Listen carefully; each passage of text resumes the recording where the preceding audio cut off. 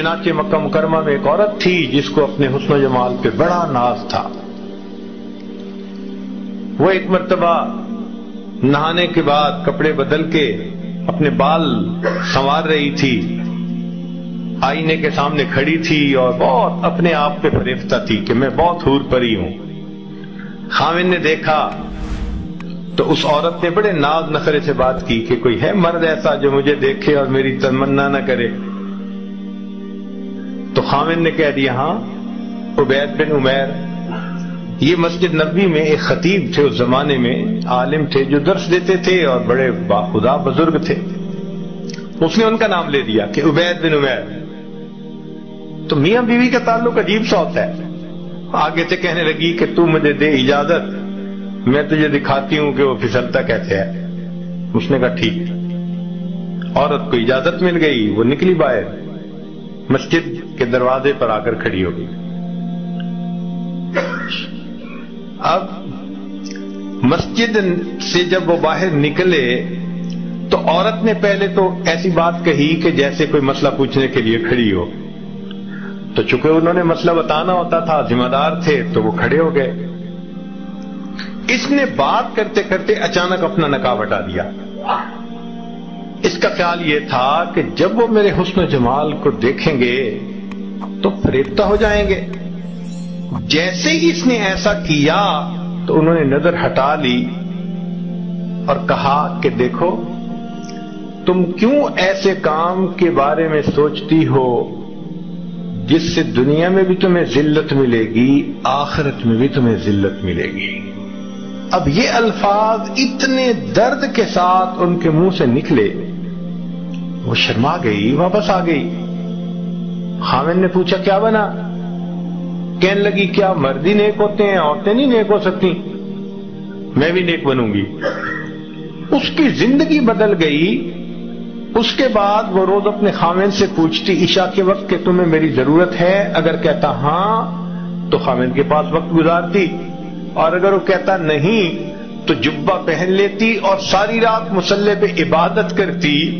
اس کا خاوند کہا کرتا تھا کہ پتہ نہیں عبید بن عمیر نے ایک فکرہ بول کے میری بیوی کو راہبہ کیسے بنا دیا. وہ راہبہ بن گئی. شکار کرنے کو آئے، شکار ہو کے چلے. تو یہ کیفیتیں ان کی اس لیے تھیں کہ پروردگار عالم نے ان کے دلوں میں ایک اثر ڈالا ہوا تھا. ایمان کامل ان کے دلوں میں تھا. اور یہ نہیں کہ یہ صرف بڑے لوگوں کا تھا، بچوں کا بھی یہی حال تھا. چنانچہ ایک باپ اپنے بیٹے کے ساتھ جا رہا تھا. اس نے راستے میں آم کے درخت پودے دیکھے، چھوٹے چھوٹے ہوتے ہیں اور گچھے لگے ہوتے ہیں، پکے ہوئے تھے اور لگ رہے تھے کہ بہت مزے کے ہوں گے. تو والد نے اپنے بیٹے کو کہا بیٹے تم یہیں ذرا رک جاؤ راستے پہ، اور میں باغ میں جاتا ہوں اور ایک اچھا پکا ہوا خوشہ توڑ کے لاتا ہوں، اور اگر کوئی آئے ادھر ادھر سے تو ذرا آواز دے دینا، میں آ جاؤں گا. وہ جی چلا. جیسے خوشے کے قریب پہنچا تو بچے نے پیچھے سے آواز لگا دی یا ابی احد یرانا. اے ابا جان کوئی ہمیں دیکھ رہا ہے. تو وہ گھبرا گیا اور ویسے ہی واپس آ گیا. آ کے دیکھا تو گلی میں تو کوئی بھی نہیں تھا. اس نے کہا گلی میں تو کوئی نہیں. اس نے کہا انسانوں میں سے ہمیں کوئی نہیں دیکھ رہا، انسانوں کا پروردگار ہمیں دیکھ رہا ہے. چھوٹا بچہ 10 سال کی عمر ہے تقریباً، اس کا بھی یقین ایسا بن گیا تھا.